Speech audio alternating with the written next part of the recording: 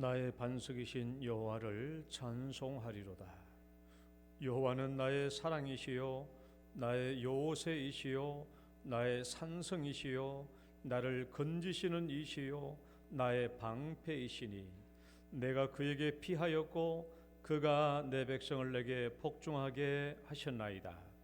여호와여, 사람이 무엇이기에 주께서 그를 알아주시며 인생이 무엇이기에 그를 생각하시나이까. 아멘. 사랑과 은혜가 많으신 하나님 아버지, 오늘도 저희들에게 거룩한 주일을 허락해 주시고 주 앞에 나와서 주님을 경유하며 예배하며 찬양할 수 있도록 인도해 주심을 감사드립니다. 성삼위 하나님, 이 자리에 충만하게 임재하시고 저희들을 만나 주시며 저희들에게 필요한 말씀을 공급하여 주옵소서. 예수님 이름으로 기도드립니다. 아멘. 찬송가 6장입니다.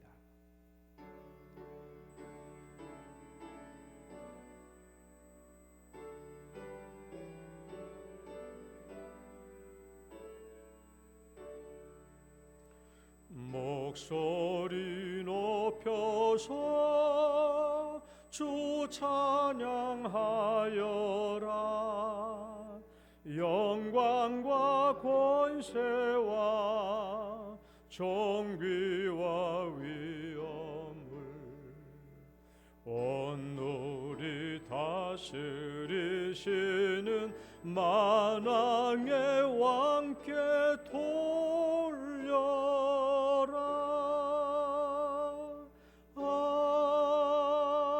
아멘.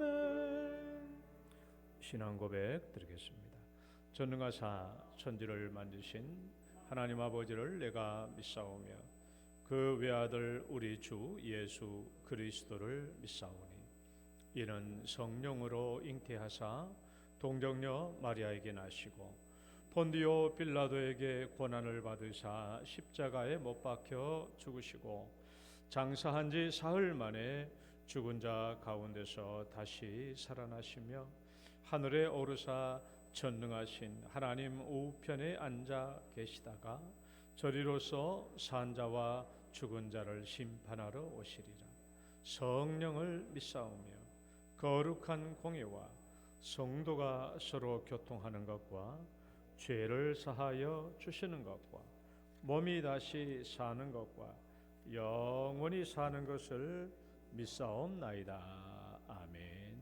교동문 81번입니다. 고린도후서 4장에 81번 에베소서 4장 말씀. 그러므로 주 안에서 같이 내가 너희를 권하노니 모든 겸손과 온유로 하고 오래 참음으로 사랑 가운데서 서로 용납하고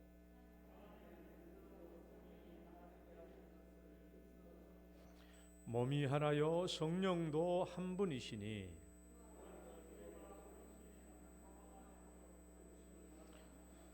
주도 한 분이시요 믿음도 하나요 세례도 하나요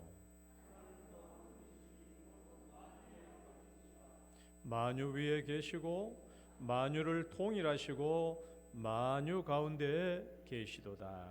아멘. 앉으셔서 찬송가 80장입니다.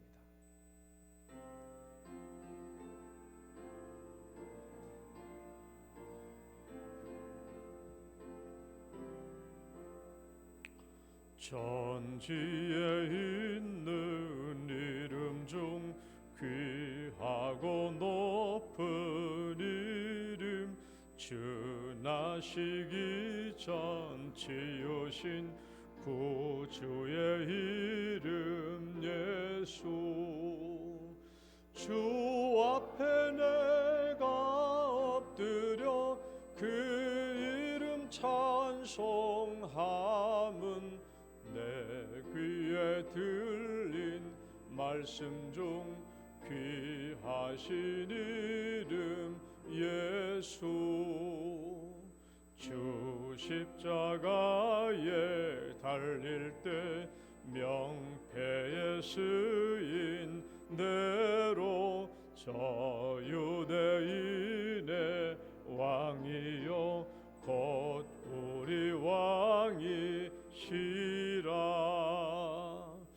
주 앞에 내가 엎드려 그 이름 찬송함은 내 귀에 들린 말씀 중 귀하신 이름 예수.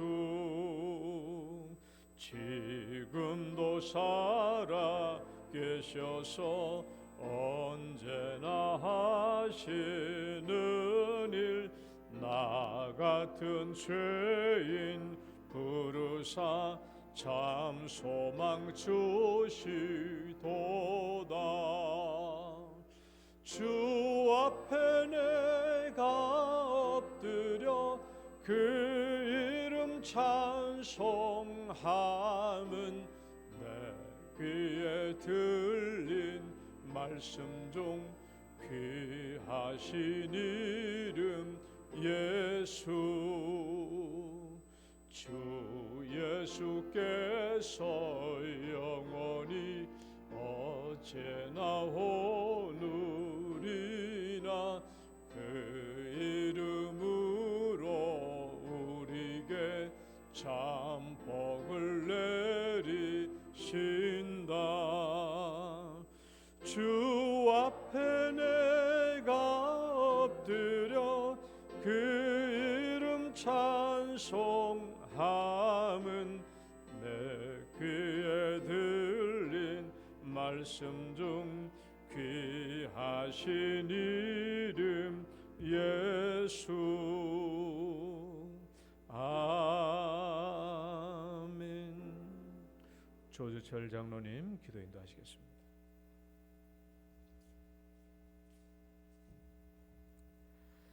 오늘도 살아계셔서 나 같은 죄인을 불러주시고 하나님 앞에 예배드릴 수 있도록 나를 속죄하여 주시고 구원해 주신 하나님 아버지, 참으로 감사를 드립니다. 우리가 한 해를 돌아보며 하나님의 은혜를 묵상하며 하나님께서 우리를 얼마나 하나님께서 사랑하셨고 도우셨고 인도하셨는지를 생각할 때에 하나님께 감사와 영광을 돌립니다. 하나님께서는 우리를 신실하게 사랑하여 주셨고 채워주셨고 하나님께서 우리를 사랑하여 주셨지만 우리는 우리의 환경에 비추어 우리의 기준에 비추어 불평과 원망이 섞인 우리의 삶을 살아가는 거 아닌지 되돌아봅니다. 우리를 여전히 사랑하시는 하나님, 곤란 가운데 함께하여 주셨고 절망 가운데서 희망을 주셨고 외로움 가운데서도 함께하시는 하나님이라는 것을 지난 다니엘 기도의 가운데 많은 말씀과 간증을 통해 깨닫게 하여 주심을 감사를 드립니다. 우리의 삶 속에서도 여전히 함께하여 주시는 하나님, 알게 하여 주신 하나님, 참으로 감사드립니다. 하나님, 우리의 감사에 드리는 제사 예배가 하나님께 신령과 진정으로 드려지고 우리의 삶의 작은 곳에서조차도 우리를 지켜 도우시는 하나님께 드려지는 예배의 장소가 되게 도와주시옵소서. 하나님, 오늘은 우리의 작은 공동체들이 총회를 준비하고 있습니다. 지난 한 해를 수고하신 모든 지체들에게 하나님에게 복을 내려주시고 또한 새롭게 뽑힐 임원들을 또한 선출되는 자들에게 은혜와 지혜를 주셔서 각각의 기관들을 잘 이끌어 나가게 도와주시옵소서. 무엇보다도 하나님의 선한 계획들을 잘 세우게 하여 주시고 차별되지 않고 사랑으로 하나 되는 기관들을 되게 하여 주시옵소서. 감사로 자신의 자리들을 잘 받아들이게 하여 주시고 사랑과 희생과 봉사로 사는 한 해가 될 수 있도록 도와주시옵소서. 우리에게 주어지는 작은 섬김들이 서로에게는 참 큰 힘이 되게 하여 주시고 격려가 되게 하여 주시고 그리하여 내년에는 부흥과 성장을 꿈꾸는 우리 영동교회가 되게 하여 주시옵소서. 유치부, 유초등부, 중고등부, 청년대학부에 이르기까지 자라나는 아이들의 믿음을 지켜주시고 경쟁과 차별로 가득한 세상에서 하나님의 자녀로 사는 귀한 믿음을 허락하여 주시옵소서. 사랑하는 법을 배우게 하여 주시고 용서하는 가르침을 받아들이게 하여 주시고 배려와 나눔의 기쁨을 알게 하여 주셔서 하나님이 기뻐하시는 자녀들이 되어 세상의 빛과 소금의 역할을 잘 감당할 수 있도록 도와주시옵소서. 이들을 위해 기도하고 섬기는 많은 선생님들에게 한없는 축복의 은혜를 내려주시고 우리의 헌신의 수고가 풍성한 걸음이 되어 좋은 결실로 이어지게 도와주시옵소서. 우리의 연약한 어르신들을 사랑하여 주시옵소서. 건강으로 지켜주시고 흐려지는 기억 속에 달지라도 하나님을 향한 소망 가운데 살게 하여 주시고 하나님 한 분 한 분으로 만족하고 기쁨을 사는 행복을 누리게 하여 주시옵소서. 혼란 가운데 이 나라와 정치, 경제를 하루속히 안정되게 하여 주시고 하나님의 정의와 공의가 여전히 이 나라가 통치를 하고 있다는 것을 깨닫게 하여 주시옵소서. 세우신 목사님을 하나님 도와주시고 하나님 목사님께서 정말 성령님과 함께 하여 주시고 준비된 말씀 가운데 준비된 말씀이 잘 선포되게 하여 주시고 살아있는 능력의 말씀이 우리의 마음을 흔들게 하여 주시옵소서. 한 주간의 삶의 기준이 환경이 아니라 말씀이 되게 하여 주시고 어려울 때마다 힘들 때마다 이 말씀의 능력이 나타날 수 있는 우리 귀한 성도들을 되게 도와주시옵소서. 오늘도 함께 해주심을 감사드리며 예수님의 이름으로 기도드립니다.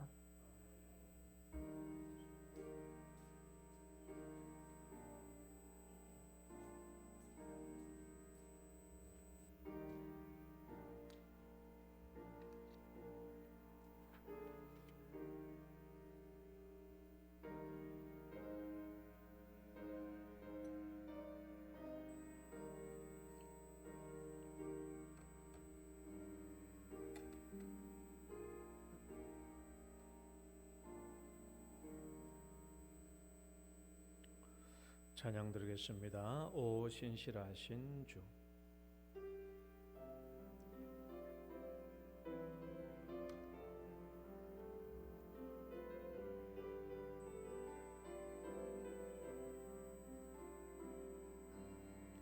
하나님 한 번도 나를 실망시킨 적 없으시고 언제나 공평과 은혜로 나를 지키셨네. 오 신실하신 주, 오 신실하신 주, 내 너를 떠나지도 않으리라. 내 너를 버리지도 않으리라. 약속하셨던 주님, 그 약속을 지키사 이후로도 영원토록 나를 지키시리라 확신하네. 지나온 모든 세월들 돌아보아도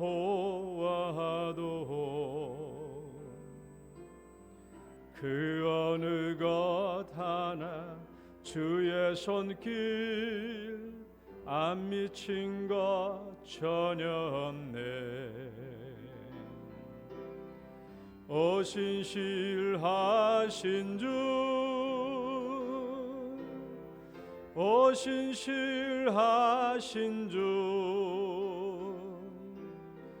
내 너를 떠나지도 않으리라. 내 너를 버리지도 않으리라. 약속하셨던 주님, 그 약속을 지키사 이후로도 영원토록 나를 지키시리라 확신하. 2절만 지나온 모든 세월들 돌아보아도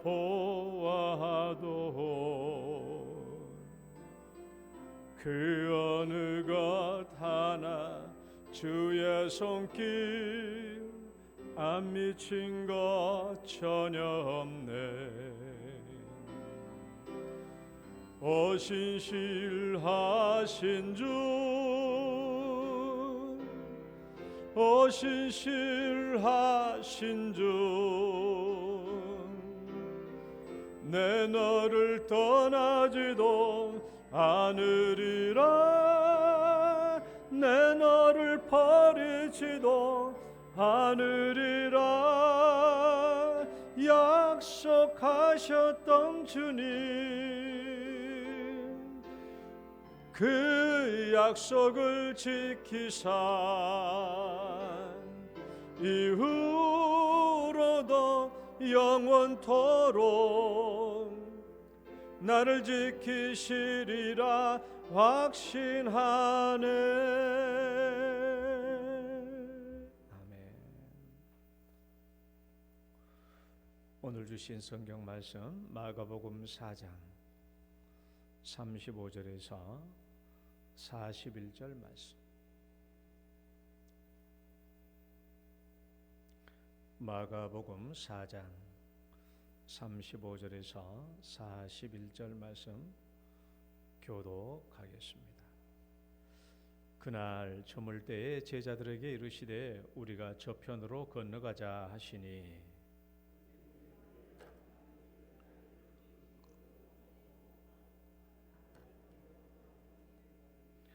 큰 광풍이 일어나며 물결이 배에 부딪혀 들어와 배에 가득하게 되었더라.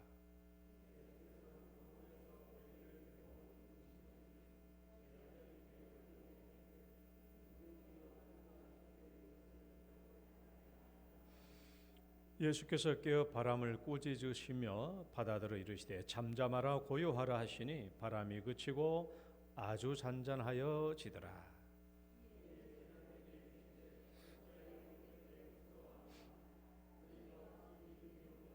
다 같이 그들이 심히 두려워하여 서로 말하되 그가 누구이기에 바람과 바다도 순종하는가 하였더라. 아멘. 기도하겠습니다. 하나님 아버지 감사합니다. 오늘도 저희들을 주 앞에 불러주셔서 주의 말씀으로 양식을 먹여주심을 감사합니다. 오늘도 이 말씀이 우리에게 양식이 되게 하시고 말씀대로 살아갈 수 있도록 축복하시며 말씀대로 순종할 때 하나님께서 우리에게 주시는 은혜와 복들이 우리에게 임할 수 있도록 인도하여 주옵소서. 예수님 이름으로 기도드립니다. 아멘. 할렐루야. 우리 옆사람 축복합니다. 잘 오셨습니다. 주의 이름으로 축복합니다.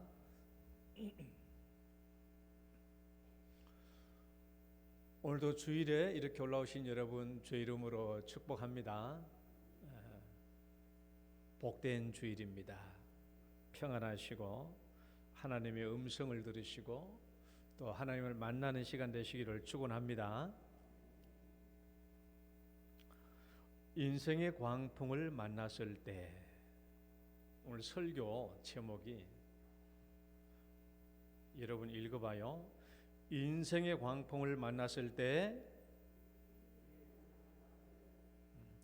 인생의 광풍을 만났을 때, 아니 그 뒤에 거 읽으시라고. 우리의 자세. 인생의 광풍을 만났을 때, 한 번 더. 인생의 광풍을 만났을 때, 오늘 뭘 얘기하려고 하는지 아시겠죠? 여러분 오늘 우리가 이 본문을 읽었는데 대충 한번 읽었어요. 오늘 이 본문이 뭘 얘기하려고 하는 건가? 이 본문이 우리에게 뭘 말씀하시려고 하는 건가?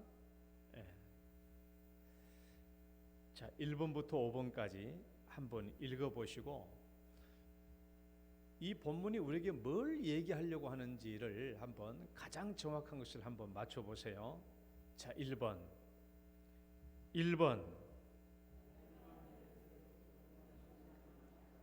이걸 얘기하시는 건가? 자, 2번 이걸 말씀하시려고 하는 건가? 3번 이걸 말씀하시려고 하는 건가? 아니면 4번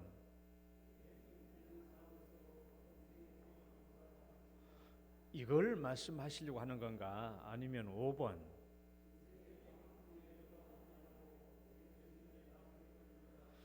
뭘 말하려고 하는 것 같아요? 아니면 이거 모든 것을 다 말하려고 하는 것 같아요? 제가 이렇게 5개 뽑아봤는데 제가 유튜브에서 여러 목사님들의 설교 제목을 제가 따온 겁니다. 여러 목사님들이 다 이 설교 제목으로 이런 요지로 설교를 하셨어요. 그러니까 오늘 1번부터 5번까지 있는 말씀은 다 본문하고 관계없는 것이 아니라 다 본문과 관계 있는 말씀이 맞아요. 맞는데 우리 생각에 우리는 이 본문이 뭘 말씀하시려고 하는 건가 하는 것을 하나를 뽑아야 된다고 한다면 하나를 선택해야 되죠. 여러분들은 어떤 예수를 믿고 있습니까? 여러분들은 어떤 예수를 믿고 있어요? 우리는 이거예요. 구원의 예수, 삶의 예수. 우리 예수 믿으면 이렇거든요. 예수님께서 십자가에 못 박혀 죽으심으로 내 죄를 속죄해 주신 구원의 예수를 믿습니다. 그렇죠. 또 삶 속에서 내 삶 속에서 나를 다스려 주시고 내 삶의 문제도 해결해 주신 예수님을 믿습니다. 그러니까 구원의 예수와 삶의 예수, 이 두 가지 예수가 있는데 우리는 자칫 잘못하면 편향된 예수를 믿을 확률이 높아요. 그 편향된 예수란 뭐냐? 그러면 구원의 예수, 교리적인 예수죠. 십자가에서 나의 죄를 대신 짊어지시고 죽으신 예수, 교리적인 예수, 구원의 예수. 여러분, 교리적인 예수, 구원의 예수 정말 중요한 진리입니다. 그렇죠? 정말 중요한 진리예요. 나의 죄를 짊어지시고 십자가에서 못 박혀 죽으신 예수를 믿는 것은 정말 중요한 진리입니다. 이걸로 출발하죠. 그러나 그 예수만 붙잡고 있으면 삶에서 실패할 확률이 높아요. 우리 실제적인 신앙의 삶에서. 실제적인 신앙의 삶. 예수님은 구원의 예수님뿐만 아니라 우리 삶의 현장에서도 내 삶을 다스리시고 내 삶을 주장하시고 내 삶의 현장에서 역사하시는 그 예수님을 우리가 믿어야 하는 것이죠.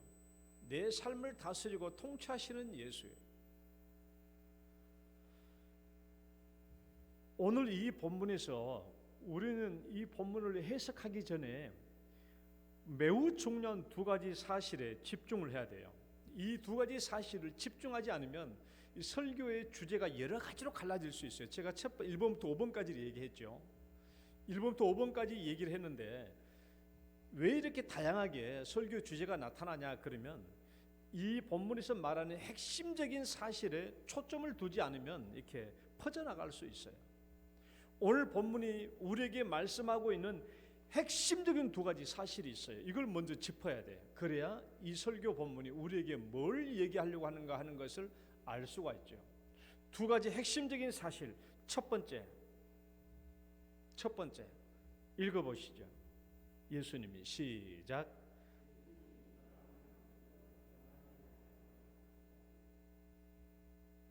아주 중요한 첫 번째 사실입니다.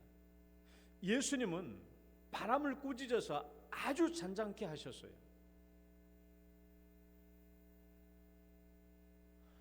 여러분 바다에 가가지고 한번 명령해봐요. 바다여 잔잔하라 라고 명령해봐요. 옆에서 있는 누가 그 말 들으면 좀 미친 거 아닌가? 저 이상한 사람 아닌가? 그렇게 말할 거예요. 폭풍을 향해서 잔잔하라, 고요하라. 여러분 우리가 어떤 명령을 내리고 다스리고 잔잔케 하는 이 명령은요, 내가 다스리고 통치하는 세계 안에서만 이 명령이 존재할 수 있는 것이죠. 예수님의 이 명령 39절 한번 다시 봐봐요. 예수께서 시작. 예수께서 깨어 바람을 꾸짖으시며 바다들어 이르시되 잠잠하라 고요하라 하시니 바람이 그치고 아주 잔잔하여 지더라.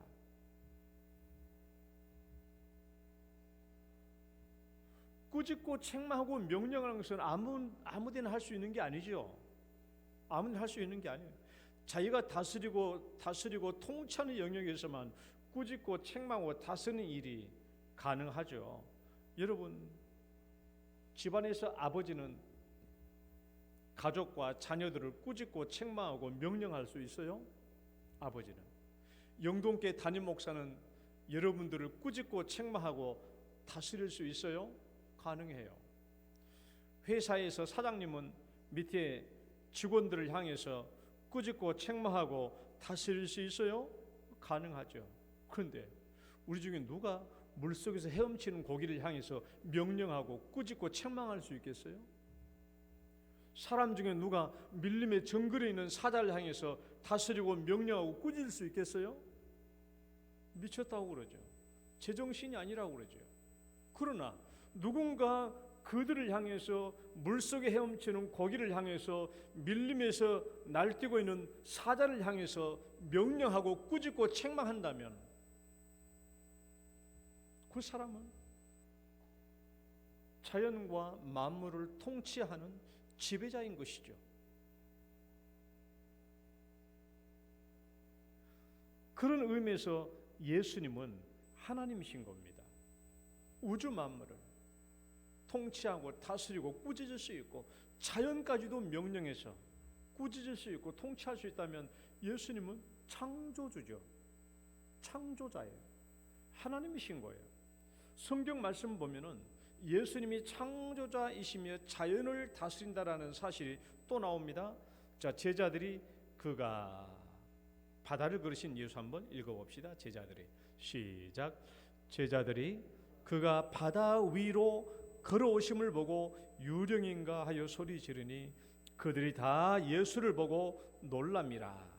이에 예수께서 곧 그들에게 말씀하여 이르시되 안심하라 너희 두려워하지 말라 하시고. 베드로가 물 위를 걸었어요, 안 걸었어요? 베드로가 물 위를 걸었어요, 안 걸었어요? 걷다가 물속에 빠져버렸죠. 예수님은 물 위를 계속 걸으셨어요. 어떻게 물 위를 걸을 수 있어요? 자연의 중력의 법칙을 초월하고 계시죠. 예수님은 자연을 다스리시는 분이에요. 바다 위를 걸으시는 분이에요. 예수님은 창조주 하나님이에요. 그래서 우리가 보고 있는 신약 성경은 예수님은 만물을 창조하신 자, 만물이 예수 안에서 만들어졌으며 만물 위에 모든 인간과 통치자들도 예수님으로 말미암아 이루어졌으며 예수님을 위해서 창조되었다라고 말씀하고 있거든요. 골로새서 한번 말씀 읽어봐요. 예수님을 뭐라고 얘기하는지. 그는 시작. 그는 보이지 아니하는 하나님의 형상이요 모든 피조물보다 먼저 나신 이시니 만물이 그에게서 창조되되 하늘과 땅에서 보이는 것들과 보이지 않는 것들과 혹은 왕권들이나 주권들이나 통치자들이나 권세들이나 만물이 다 그로 말미암고 그를 위하여 창조되었고 또한 그가 만물보다 먼저 계시고 만물이 그 안에서 함께 서느니라. 예수님이 모든 만물을 창조하셨고 그 모든 만물은 예수님으로 말미암아 창조되었으며 그 안에 있는 눈에 보이는 것이나 안 보이는 것이나 모든 인간이나 통치자를 다 예수님으로 말미암았고 예수님을 위해서 창조되었다라는 거예요. 그 예수님의 명령이 바다와 바람을 어떻게 만들었나. 이 예수님의 명령 한마디에 바다와 바람이 어떻게 되었는가? 우리 다시 한번 읽어봐. 예수께서 시작. 예수께서 깨어 바람을 꾸짖으시며 바다더러 이르시되 잠잠하라 고요하라 하시니 바람이 그치고 아주 잔잔하여 지더라. 여러분, 이 사실 굉장히 중요합니다. 예수님께서 자연 만물을 향해서 꾸짖고 책망하시고 명령하셨더니 그대로 잔잔해진 거예요. 잔잔하라, 고요하라라고 하셨더니 그대로 된 거예요. 이분이 예수님이십니다. 우리는 먼저 오늘 이 본문의 말씀을 우리 삶에 적용시키기 전에 제일 중요한 이 사실, 예수님은 자연 만물까지도 명령하고 꾸짖고 책망했더니 잔잔하고 고요해졌습니다. 이분이 예수님이에요. 이분이 예수님이시다. 이분이 내 삶의 현장에서 나와 함께 하시는 예수님이에요. 그러니까 우리는 오늘 이 본문을 아무리 설교를 한다고 할지라도 예수님은 자연 만물까지 통치하고 다스리는 이 예수님을 믿지 않는다면 우리는 이 설교, 이 성경을 읽을 필요가 없어요. 예수님은 어떤 분이시냐? 자연 만물까지도 통치하시고 다스리시고 꾸짖고 명령하시는 분이다. 그러면 순종해요. 제자들이 뭐라고 그래요? 그가 누구이기에 바람과 바다도 순종하는가? 놀랬죠. 이런 일이 있을 수가 없으니까. 두 번째 사실, 우리가 오늘 본문을 통해서 명백하게 알아야 할 두 번째 사실 읽어봅시다. 예수님이 시작.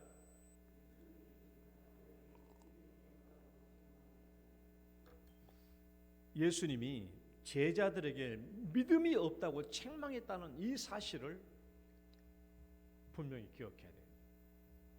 제자들을 책망했어요. 믿음이 없다고 책망했어요. 믿음이 없다고 책망했어요.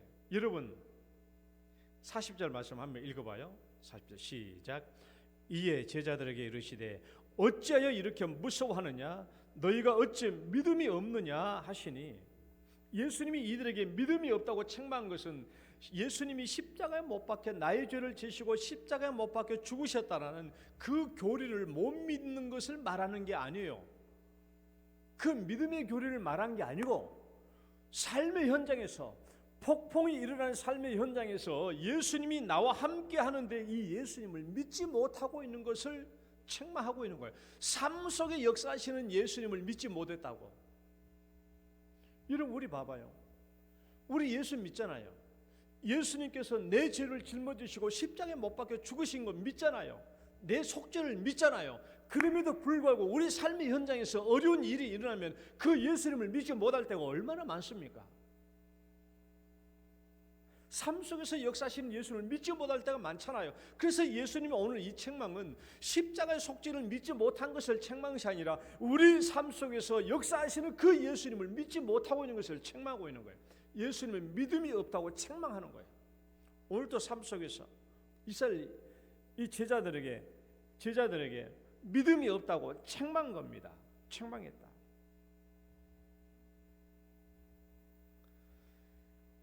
제자들은 예수님을 믿지 못해서 어떤 행동을 했습니까? 오늘 본문을 보면은 제자들은 예수님을 믿지 못해서 어떤 행동을 했는가 잘 봐요. 어떤 행동을 했는지 잘 봐요. 광풍이 일어났습니다. 갈릴리 바다까지 지나는데 광풍이 일어나서 파도가 치고 배가 좌우로 흔들리고 넘어지게 생기고 물결이 배 안으로 차고 들어옵니다. 처음에는 제자들도 우리가 어떻게 해보려고 했겠죠. 왜? 이 제자들 중에 누가 많으니까 어부 출신들이 많고 뭐 이런 경험을 다 한두 번 정도 했을 것이니까 이 광풍에 우리가 자기 나름대로 제어할 수 있고 통제할 수 있을 것이라고 생각을 했겠죠. 그래서 배를 움직이고 뭐 닻을 내리고 뭐 키를 잡고 아주 그 바람을 향해서 파도를 향해서 배가 넘어지 않도록 노력을 많이 했겠죠. 이리 뛰고 저리 뛰고 온통 난리가 났을 것입니다. 근데 물이 계속 차오르고 물도 계속 퍼내지만 도무지 이 일이 이루어지지 않고 자기의 능력으로 도무지 해결할 길이 없고 그러다 보니까 무서워지고 이러다 죽겠구나 생각해가지고 그때서야 예수님을 향해서 달려간 거예요. 도무지 해결도 안 되니까 이게 죽게 생기다 싶어가지고 그때 예수님을 향해서 깨우러 간 거예요. 가서 예수님을 깨웠더니 예수님께서 칭찬했습니까? 예수님을 깨웠더니 예수님이 칭찬했냐고. 예수님이 읽어봐요. 다시 한번 읽어봐. 이에 제자들에게 시작. 이에 제자들에게 이르시되 어찌하여 이렇게 무서워하느냐? 너희가 어찌 믿음이 없느냐 하시니 예수님은 제자를 책망했어요. 책망했어. 자, 잘 봐봐요. 예수님께서 제자들을 책망했는데 뭘 책망했어요? 뭘 책망했겠냐고. 한번 맞춰봐요. 1번. 자기들의 힘으로 배를 넘어지지 않게 하려고 애를 쓰고 노력하고 물을 퍼내고 배를 지키기 위하고 자기 생명을 구원하기 위한 이 행위를 책망했을까요? 아니면 하다 안 되니까 야 이제 우리 죽게 생겼군 하고 무서워하고 두려워하니까 그걸 책망했을까요? 뭘 책망했단 말이에요? 이 광풍 속에 살아남기 위해서 이리저리 요동하며, 여러분 광풍이 일어나면 이 배를 지키기 위하고 생명을 지키기 위한 이런 노력들은 본질적이잖아요. 본질적으로 그렇게 할 수밖에 없죠. 여러분 그것을 책망한 거예요? 아니면 이것 때문에 우리가 죽게 생겼군 하고 두려워하고 무서워서 책망한 거예요? 둘 다예요. 둘 다 책망한 거예요. 무슨 말인가 하면은, 처음에 여러분 우리가 위험에 처하면 살려고 몸부림치는 것은 본능적입니다. 제자들이 광풍이 몰아치니까 이 배를 넘어지지 않고 엎어지지 않게 하기 위해서 물을 퍼내고 하는 일은 본능적인 일이에요. 그런데 그 일도 예수님이 책망한 거예요. 왜 책망하셨냐? 그들이 하는 행위 속에는 예수님에 대한 믿음이 없이 행하는 일이기 때문에 책망받은 거예요. 그들이 이 배를 구하기 위해서 이리 뛰고 저리 뛰고 요동과 난리를 쳤는데 그들의 행위 속에는 예수님을 믿는 믿음이 없는 행동들이기 때문에 책망을 받은 거예요. 하다 안 되니까 배가 넘어져 이제 죽게 생겼구나, 두려워서 죽음에 떨게 되는 상황에서 두려워하고 무서워하게 되니까 그것도 책망받은 거예요. 이 두 가지 다 책망받은 거예요. 책망. 예수님은 이 제자들의 이런 행동을 믿음이 없는 행위라고 책망하고 있다면, 이제 잘 들어봐요. 예수님께서는 제자들의 이런 행동과 이런 무서움과 이런 두려움이 믿음이 없는 행위라고 책망하고 있다면, 그러면 제자들은 어떻게 행동했어야 옳았을까요? 예수님께 이렇게 책망했다고 한다면 예수님께서는 이 제자들이 어떻게 했어야 됐다는 말입니까? 어떻게 해야 됐다는 말이에요? 그게 오늘 인생의 광풍을 만났을 때 우리의 자세입니다. 광풍을 만나서 이렇게 저렇게 요동치고 난리가 나고 이리 뛰고 저리 뛰고 하는 그 행동을 보고 예수님이 책망하고, 그건 무서워서 우리 죽겠습니다 하고 올라온 이 제자들을 예수님이 책망했다면, 우리는 이런 광풍을 만났을 때 어떤 자세를 취해야 될 것인가? 어떤 자세를? 첫 번째, 읽어봐요. 시작. 광풍은, 여러분 뒤에 거 읽어봐요. 광풍은, 한 번 더. 광풍은 아무것도 아닌 것으로 받아야 돼요. 아무것도 아니에요. 이리 뛰고 저리 뛰고 요동할 일이 아니라는 거예요.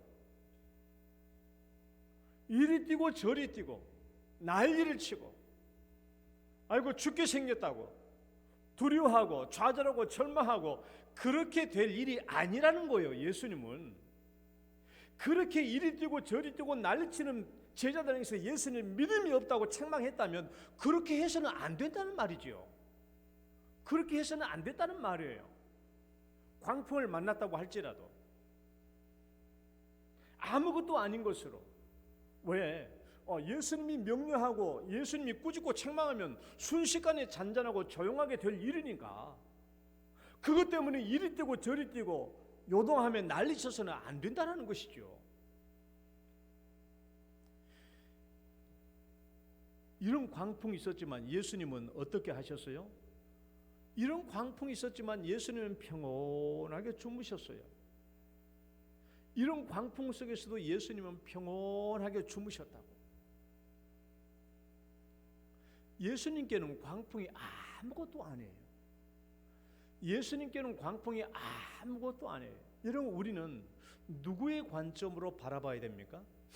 예수님의 관점으로 바라봐야 됩니까? 아니면 내 인간의 관점으로 바라봐야 됩니까? 이 광풍을. 예수님은 예수님의 관점으로 바라보라는 거예요. 아무것도 아닌 거라고. 아무것도 아니에요. 예수님 없이 이 광풍을 바라보면 우리는 무섭고 두렵고 나 죽게 생긴 거예요. 그러나 예수님의 관점으로 보라는 거예요. 아무것도 아닌 것입니다.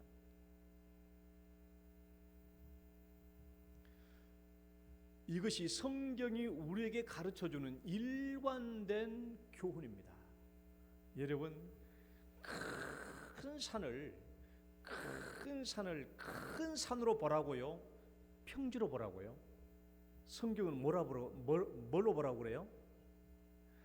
큰 산아, 네가 스룹바벨 앞에서 평지가 될지어다. 평지가. 성경은 태산처럼 큰 산을 넘지 못할 산으로 보지 말고 평지로 보라는 거예요. 야, 가나안 땅에 장대한 거인 네피림 족속이 있구나. 우리 죽게 생겼네. 그들에 비하면 우리는 메뚜기다. 이러면 그렇게 보라고 합니까? 그들이 아무리 장대한 족속이다 할지라도 그들은 우리의 먹잇감이라, 우리의 밥이라. 그것이 성경이 우리에게 가르쳐준 거 아니에요? 성경이 우리에게 가르쳐주는 일관된 가르침은 아무것도 아닌 것으로 보라는 거예요. 아무것도 아닌 거예요. 아무것도 아니에요. 큰 산도 평지가 되고 그 장대한 족속도 우리의 먹잇감이 될 뿐입니다. 여러분, 이제 우리 인생에 어떤 광풍이 불어닥치는가 생각해 봐요. 갈릴리 바다에서는 물결치는 광풍이 일어났지만 오늘날 우리가 살고 있는 우리 시대에 인생의 바다에서는 인생의 광풍이 몰아칩니다. 전혀 뜻하지 않는 인생의 광풍이 몰아치죠. 뜻하지 않게 질병이 찾아옵니다. 뜻하지 않게 암이 찾아옵니다. 뜻하지 않게 온갖 질병이 찾아옵니다. 세월호 참사와 같은, 이태원 참사와 같은 이런 사건도 닥치죠. 3, 4년 전인가 TV에서 보니까 어떤 여학생이 학교를 가려고 버스를 타. 그 버스에 이제 버스 안에 CCTV 딱 보는 거예요. 이 대학생이 학교를 가려고 버스를 타서 이제 다 옆에 자리가 있으니까 비어있는 자리에 가려고 제일 좌석 뒷자리잖아요. 제일 좌석 뒷자리도 이제 가운데만 이제 비어있고 양쪽 두 자리 차고. 그래서 가운데에 앉으려고 하는데 버스가 급정거해버리니까 이 여학생이 그대로 뒤로 발라당 자빠지면서 저 앞에까지 밀려가다 굴러갔는데 그 돈통 있잖아요. 그 통. 거기 구석지에 머리가 쪄가지고 하반신 마비가 돼가지고 3, 4년이 지났는데 지금도 하반신 마비로 있는 거예요. 왜 그런 일이 발생했나? 어떤 승용차가 칼치기로 버스 앞에 팍 파고 들어버리니까 버스 운전기사가 급정거를 한 거예요. 그러니까 그 여학생이 그렇게 된 거예요. 그런데 이 사건을 일으키는 원흉인 이 승용차는 운전자는요, 아무런 처벌도 안 받았어요. 그리고 이 여학생이 지금까지 3년 넘도록 뇌사 상태로 마비되고 있는데 자기가 잘못했다고 한 번도 와서 말하지도 않아요. 한 번 와서 말하지도 않아요. 이런 일들이 인생의 광풍 아니에요? 예기치 않게, 뜻하지 않게 이런 일들이 찾아오는 겁니다. 여러분, 우리 삶 속에서 급작스러운 삶의 부도가 일어나고 교통사고가 어디 한두 가지입니까? 우리 장로님도 엊그제 뭐 고라니가 뭐가 부딪혀가지고 차 다 부서지고, 뜻하지 않게 그런 일들이 있나? 몸이 안 다치니까 다행이죠. 엊그제 지난주에도 어떻습니까? 어떤 임산부가 119 구급차를 타고 병원에 급히 가는데, 아니 119 구급차가 운전을 잘 못해가지고 그냥 들이받아가지고 임산부가 하반신 마비가 되어버려요. 전혀 생각지도 않고 예상치도 않는 그런 일들이 벌어집니다. 인생의 광풍이죠. 이런 인생의 광풍을 만나면 어떻게 됩니까? 우리 일상이 완전히 깨져요. 우리 일상이 완전히 깨지고 가족의 평온이 완전히 다 깨져버려요. 온 가족이 스트레스를 받습니다. 광풍에 휘둘리게 됩니다. 광풍으로 빨려 들어가죠. 내 능력과 내 힘으로 해결될 길이 없으면 어떻게 됩니까? 두려움에 떨게 되고 이러다 죽는 게 아닌가? 좌절과 절망하게 되는 것이고, 그렇게 우리가 광풍 속에 빨려 들어가는 것이죠. 그런데 예수님은 뭐예요? 이런 광풍에 만나게 되었을 때 이 광풍을 대처한다고 이리 뛰고 저리 뛰고 난리를 치고 하는 여기에 빨려들지 말라는 거예요. 예수님은 빨려들지 말라는 거예요. 여러분, 이 광풍에 빨려 들어가면요, 광풍에 빨려 들어가면은 제일 먼저 나타난 것이 좌절과 절망감이고, 그런데 반드시 우울증이 나타납니다. 반드시 우울증이 나타나요. 네 질병 이런 것들, 내가 이 광풍에 점점 빨려 들어가면은 우울증이 나타나요. 이걸 해결할 길이 보이지 않으니까 우울증이 나타나요. 정신적인 질병이 와요. 마음이 낙심되고 절망 오는 것은 당연한 것이고, 그걸 내가 극복할 수 없으니까 절망감이 오고, 그게 계속 짙어지니까 정신적인 우울증이 오는 것입니다. 무기력증이 빠지는 것이죠. 광풍에 빠져서는 안 된다라는 거예요. 광풍에 빠져서는 안 돼요. 광풍에 붙잡히면 안 돼요. 이 광풍에 빨려 들어가고 이 광풍에 붙잡혀 들어가면은 결국은 내 믿음도 깨지고 내 삶의 모든 것이 다 깨지는 거예요. 이것을 놔버려야 돼요. 놔버려야 된다고. 여러분, 시골에서 어렸을 때 연 날려봤죠? 바람이 세게 부는 연 날리면 이렇게 힘들잖아요. 연이 광풍에 날리는 그 연을요, 우리가 가끔씩 이게 연을 날리다 보면은 줄이 끊어져 버릴 때가 있어요. 팅 하고 끊어져 버리잖아요. 그러면 연은 쭉 날아가죠. 그럼 팽팽하던 줄이 그냥 힘을 없이 쭉 늘어지잖아요. 그렇게 광풍에 날리는 연, 우리 근심과 걱정의 연을 끊어내버려야 돼요. 그래야 자유로워져요. 그 계속 붙잡고 있으면 우울증 걸립니다. 그러니까 여러분, 그 100% 다 맞는 일은 맞는 말은 아니지만은, 일본의 의사들이 암 치료 방법 중에 한 가지가 암 방치 요법이라는 게 있어요. 암 방치 요법. 그게 뭐냐 그러면, 암이 걸렸으면 놔둬버리라는 거예요. 방치해버리라는 거예요. 무시해버리는 거예요. 무시해버리라고. 암 방치 요법. 암 수술하면은 반드시 더 일찍 죽어요. 항암 치료받고 항암 약을 투여받으면 그 사람 반드시 더 일찍 죽는다고, 사람이. 그 암을 그냥 놔둬버리고 방치해버리면은 3년은 더 이상 산다라는 것이죠. 암 무시하고 그냥 무시하고 살아는 거예요. 무시하고.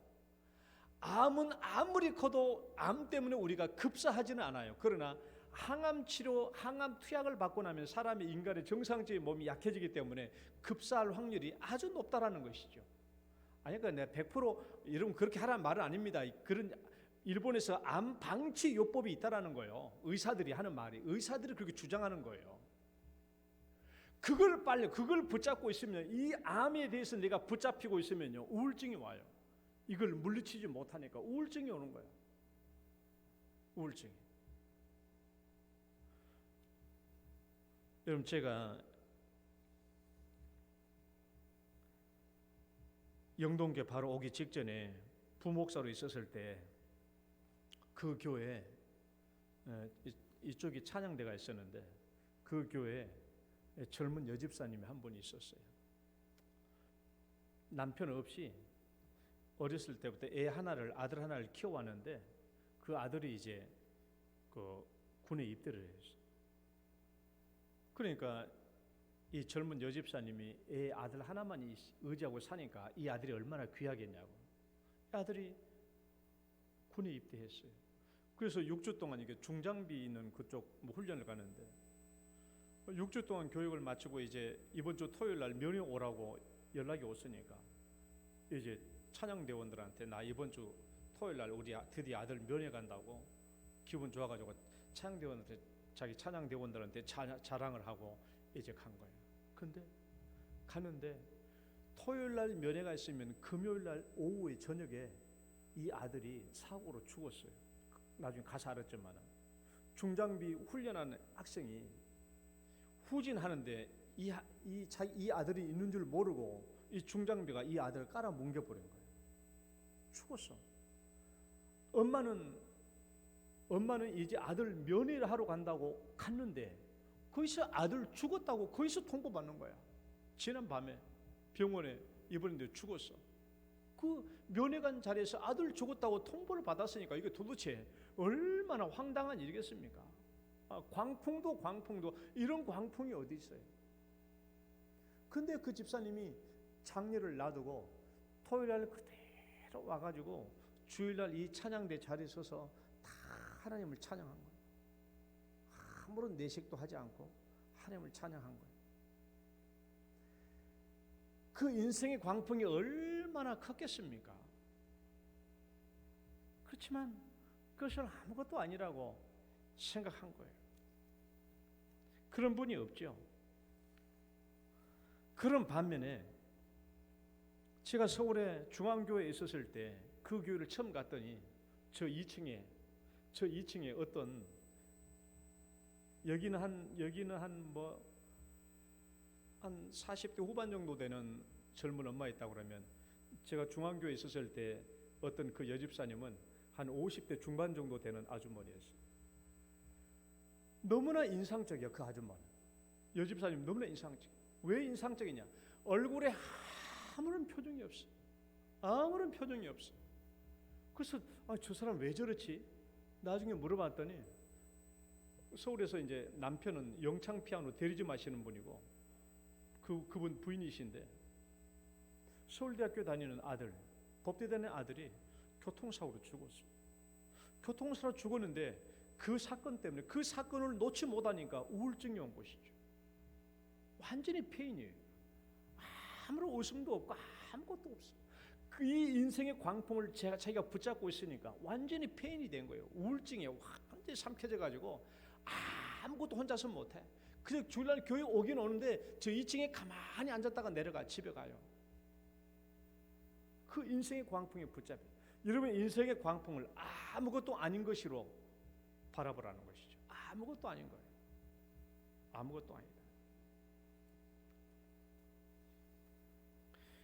그다음에 우리는 광풍이 올 때 우리는 어떤 자세를 취해야 될 것인가? 세 번째 봐봐요. 세 번째. 두 번째는 넘어갑니다. 시간이 많이 갔으니까. 두 번째 넘어가고 세 번째 읽어봐요. 시작. 인생의 광풍을 다스릴 전능하신 예수님을 믿어요. 이 광풍을 다스리실 전능하신 예수님을 믿어야 돼요. 이 인생의 광풍을 아무것도 아닌 것으로 내가 치부해야 될 뿐만 아니라 이 인생의 광풍을 반드시 예수님이 다스려 주실 것을 믿어야 돼요. 예수님은 믿지 않는 제자들을 책망했으니까. 예수님이 믿지 않는 제자들을 책망했다면 여러분 믿으라는 것이죠. 이 예수님을 믿으라는 거예요. 우리 삶 속에 만나게 되는 인생의 광풍이 일어날 때 예수님이 다스려 주시고 예수님이 잔잔케 해줄 것을 믿으라는 거예요. 믿으라는 거예요. 이것만큼 중요한 게 없죠. 믿으라는 겁니다, 여러분. 삶 속에서 역사하시는 이 예수님을 믿으라는 거예요. 이 예수를 믿지 않으면 어떻게 된다고요?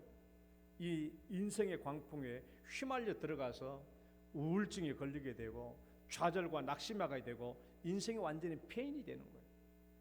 그렇게 되는 걸 예수님이 좋아하신다고요? 책망하신다고요? 책망하신다고.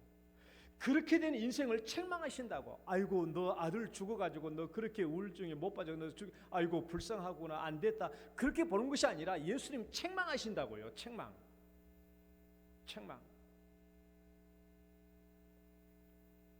책망하신다는 거예요. 예수님께서 이런 제자들을 책망했다면 우리 보고 믿으라는 거예요. 예수님이 이 모든 인생의 광풍을 잠잠케 하신다는 것을 믿으라는 것입니다. 이 인생의 광풍 때문에 평온이 깨지고 온 가족이 스트레스 받고 고난과 어려움이 있지 말고 예수님이 다스려 주실 것을 믿고 예수님께 나와야 되겠죠. 예수님께 나와서 예수님께 부탁을 해야 돼요. 허둥지둥 뛰기 전에 허둥지둥 이리 뛰고 저리 뛰고 무서움에 죽겠다고 말하기 전에 예수님께로 먼저 달려 나와서 예수님께 부탁을 해야 돼요. 예수님, 우리가 인생의 광풍을 만났습니다. 인생의 광풍을 만났습니다. 예수님 잔잠케 해주십시오. 고요하게 해주십시오. 잔잔하게 다스려 주십시오라고 예수님께 와서 말씀을 드려야 되는 것이죠. 그렇게 기도하라는 거예요. 예수는 우리에게 그걸 요구하고 있는 거예요.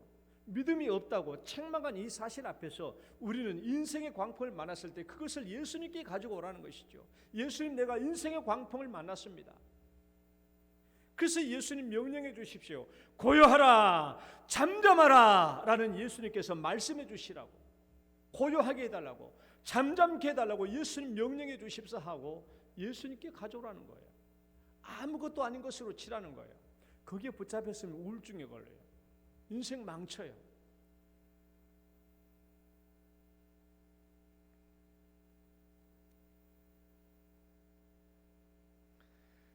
이스라엘 백성들이 장대한 네피림 족속들 때문에 뭐라고 그랬냐? 우리 처자식 이제 죽게 됐다라고 밤새도록 통곡하고 울었습니다.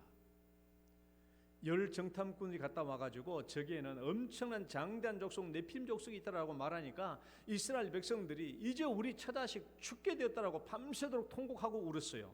그때 하나님이 뭐라고 그들을 책망했냐? 읽어보시죠. 이 백성이, 시작. 이 백성이 어느 때까지 나를 멸시하겠느냐? 내가 그들 중에서 많은 이적을 행하였으나 어느 때까지 나를 믿지 않겠느냐라고 책망했죠. 여러분 그렇지 않습니까? 하나님을 믿는 백성이, 예수님을 믿는 백성이 인생의 어려움을 만났다고, 이제 죽게 되었다고 그런 말을 하고 부정적인 말을 하고 무서워하고 두려워하면 이것은 하나님을 멸시하는 행위죠. 내가 그렇더라니까요. 내가 옛날에 얘기했죠. 우리 세이 어렸을 때 가는데 세이가 강아지 보면 무서우면 아빠 뒤로 숨어야지. 그러면 아빠가 뒤로 숨으면 아빠가 다 막아줄 거 아닙니까? 아빠는 옆에 있는데 지가 지 살겠다고 도망가다가 자빠져가지고 무릎 깨지고, 아버지를 무시하고 멸시한 것이죠. 멍청한 거 아니냐고. 멍청한 거 얼마나 멍청하고 바보 같은 짓이냐고. 얼른 뒤로서 아빠 뒤로 숨어야 되지. 지 혼자 살아보겠다가 저리 도망치다가 그러니까 강아지는 더 계속 더 쫓아가지. 그 자빠지고 무릎 깨지고. 하나님을 멸시하는 행위예요. 하나님의 이적과 능력 있는 하나님이신데 그 하나님을 의지하면 될 것을 혼자 살겠다고 이리 뛰고 저리 뛰다가 나 죽게 생겼네 두려워하는 것은 하나님을 멸시하는 행위예요. 너희들이 어느 때까지 나를 믿지 않겠느냐라는 것이, 어느 때까지. 이 말은 하나님을 믿으라는 것이죠. 이적과 능력을 행하신 하나님을 믿으라는 거예요. 예수님 말씀과 똑같아요. 너희들이 왜 나를 믿지 않느냐?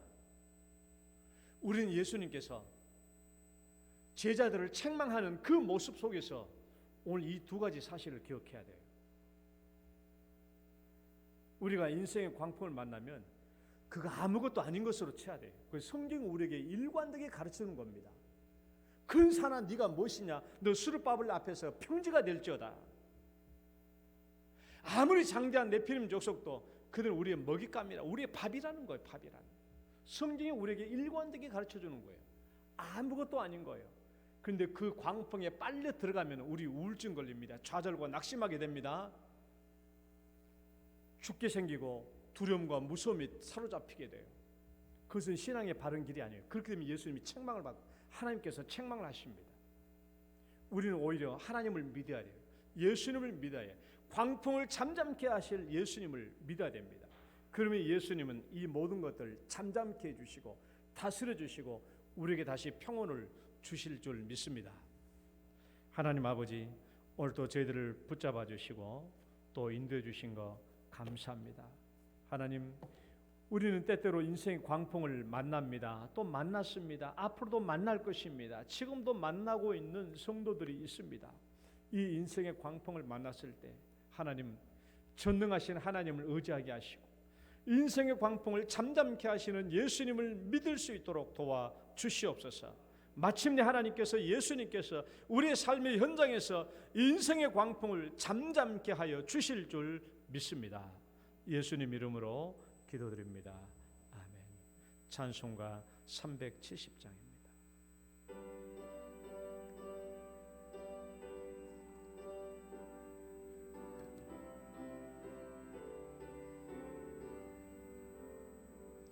주 안에 있는 나에게 땅 근심이 있으랴 십자가 밑에 나아가 내 짐을 풀었네.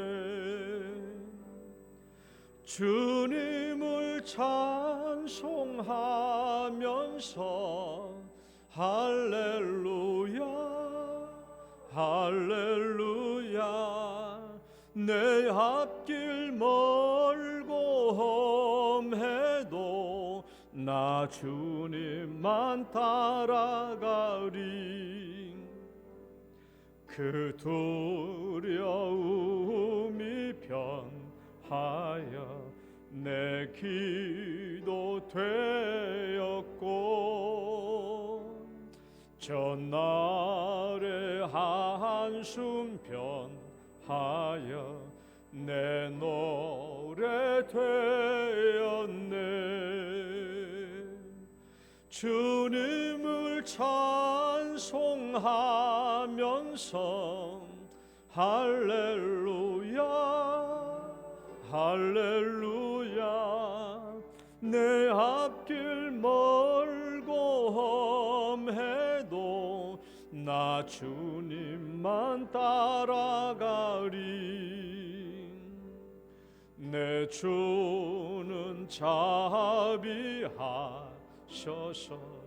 늘 함께 계시고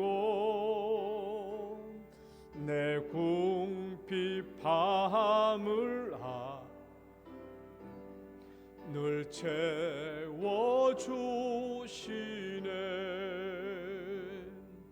주님을 찬송하면서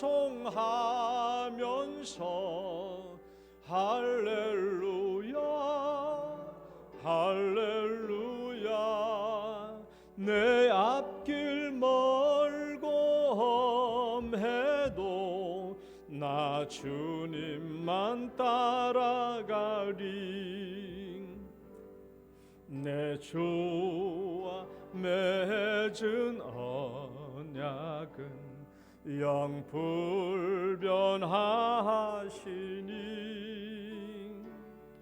그 나라 가기까지는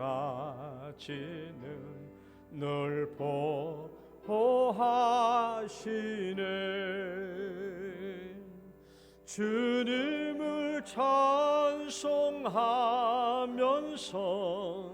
할렐루야 할렐루야 내 앞길 멀고 험해도 나 주님만 따라가리.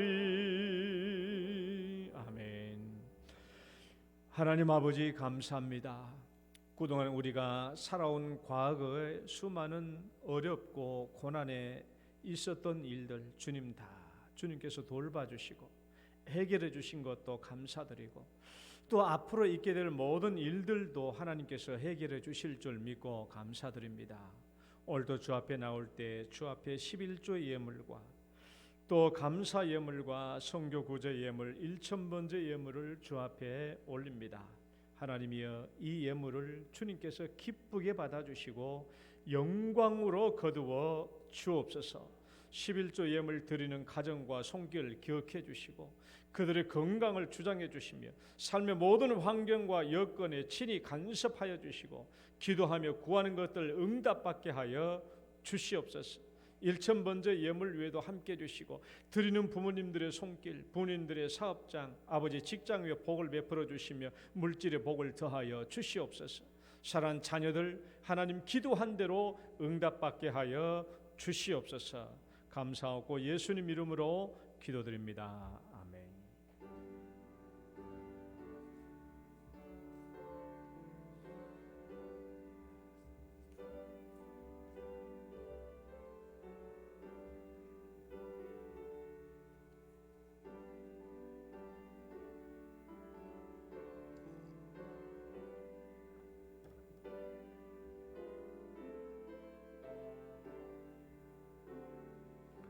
교회 소식 잠시 보겠습니다. 오늘은 각 기관 및 전도의 총회 주일입니다. 그래서 주보에 나와 있는 대로 일부 예배 간단히 들으시고 제2부는 회무처리 및 2023년도 신임원 선출해 주시고요. 선출해 주시면 그 명단을 사무실로 제출해 주셔서 오후 예배 때 발표할 수 있도록 협조해 주시기 바랍니다. 자, 2부 예배 후에 1시 20분 당회 있겠습니다. 다음 주 주일은 올해 마지막 재직회가 있습니다. 또 대학 진학과 취업을 위해서 우리 기도해 주시고, 그 다음에 우리 영동교회 또 새로 오신 분들과 새가족들 정착을 위해서 많이 협력해 주시고 또 도와주시길 바랍니다. 그래서 우리가 내년에도 계속해서 1부 예배가 100명으로 2부 예배가 200명으로 성장하는 이 일을 내년에도 계속 추진하려고 합니다. 여러분 교회가 부흥하고 성장할 수 있도록 도와주시기를 바랍니다. 그리고 문정숙 성도님 우리 영동교회 등록해 주시는데 우리 문정숙 성도님 잠시 일어서 주시죠. 예, 감사합니다. 박수로 환영하겠습니다. 오늘이 두 번째 등록이죠. 옛날에 한번 등록하셨는데 오늘 또 두 번째 등록하시고 이제 두 번째 등록이 끝입니다. 이제 영원히 계셔야 됩니다. 이제 영원히. 감사합니다. 그 다음에 우리 서명숙 전도사님 가정에서 그때 부친 소천 장례식에 우리 성도님들 위로해 주셔서 감사해서 오늘 밖에 나가시면 보리떡 있고요. 또 점심 때 오시면은 떡국이 있습니다. 떡국과 보리떡을 준비해 주셨습니다. 감사합니다. 다 같이 일어나셔서 우리 축복송 찬양 들으시고 축도로 예배 마치겠습니다. 당신은 소중한 사람.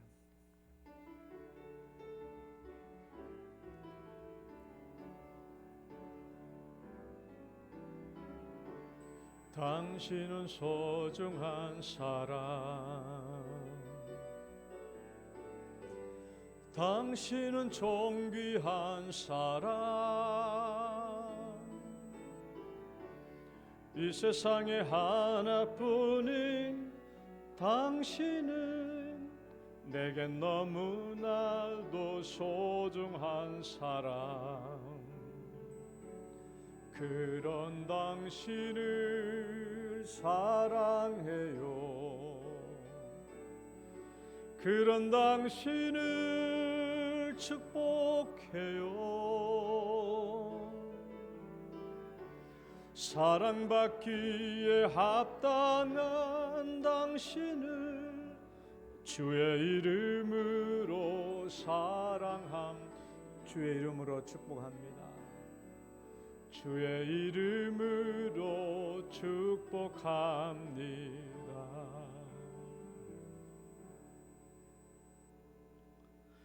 이제는 우리를 죄악 가운데서 구원해 주신 우리 구주 예수 그리스도의 은혜와 하나님 아버지의 극진하신 사랑과 성령님의 교통하심이 인생의 광풍을 만났을 때 그것을 잠잠케 하시고 고요케 하시는 예수님께 나아가되 믿음을 가지고 나가기를 소원하며 결단하는 모든 성도들 위해 이제로부터 영원토록 함께 있을지어다.